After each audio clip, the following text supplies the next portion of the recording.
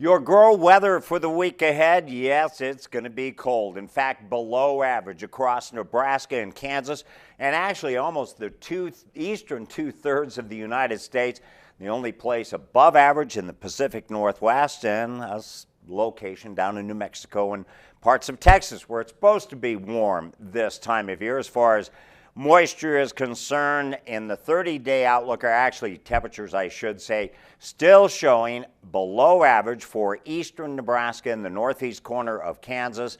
Otherwise kind of a 50-50 shot through the central plains, and above normal temperatures 30 days out for the southwest.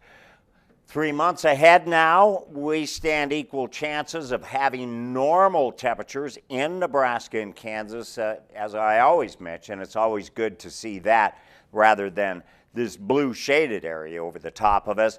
And then above normal temperatures, the outlook for the south and for the west. The only problem with that is does indicate the warm up and the possibility of severe thunderstorm activity, which some meteorologists are indeed predicting it could be a very active year for severe weather across the country. As far as precipitation is concerned in the week ahead, kind of equal chances, but above average in the eastern third of Kansas. In Nebraska, it would appear that those chances are equal, and then below normal in the southwest portion of Kansas, and that's basically the week ahead. As far as the month ahead is concerned, again, equal chances, Nebraska and Kansas, above normal precip out west, below normal in the southwest. And 90 days out, near average for precipitation. That's good, we'll take that. Above normal in parts of the Ohio Valley, below normal in parts of the Gulf Coast states, and the southwest part of the country, basically a big share of California. Well, the drought monitor has not changed. Even though we got some precipitation, it really wasn't enough to affect the drought monitor, which comes out every Thursday. And of course, it hasn't been updated yet because of the moisture over the weekend in parts of our region. Normal 41, that should be the normal for the week ahead, and 20 is the average low this time of year, and that's for the next 5 days or so. But it does look like this week ahead, we're going to average with highs right around 29 and lows around 11. So it really kind of falls into place what the average is showing from the National Weather Service for that 6 to 10 day outlook. So it's going to be a cold week ahead, but at least we are now seeing some moisture chances in these forecasts, and that is good news. And of course, we all know it will warm up here in a couple of months as spring is definitely on the way. Hopefully we don't have to wait a whole 2 months. That is your grow weather for this week. You sent us some pictures, and here they are.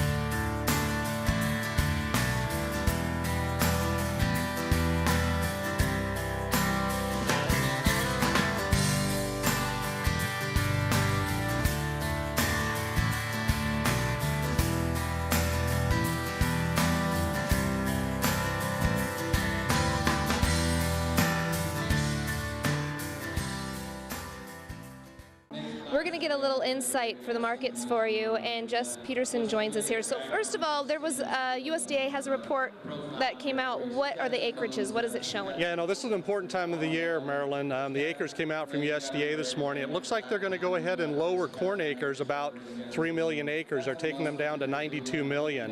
On soybeans, they're actually bringing them up 3 million from last year, so it looks like we're going to have a lot more beans out there. And even on the winter wheat side, it looks like we're going to lower them 700,000 acres.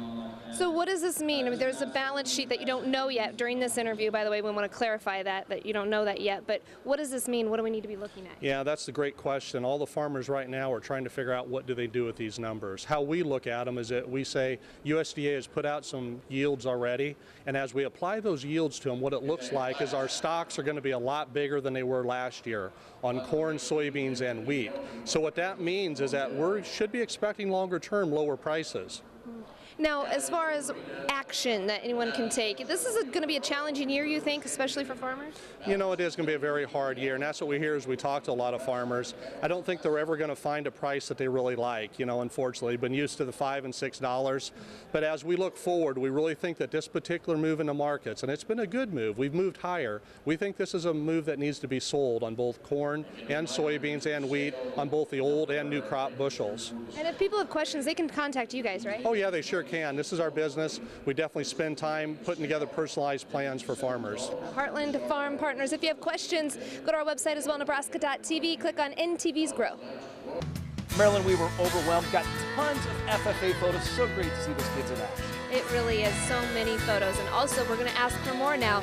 Calving season underway. We want to see what's going on your operation. And speaking of those FFA kids, coming up after the break, we're going to put the spotlight on one young man. He plays football. He works on the farm. He's our Farm Youth of the Month. Stay with us.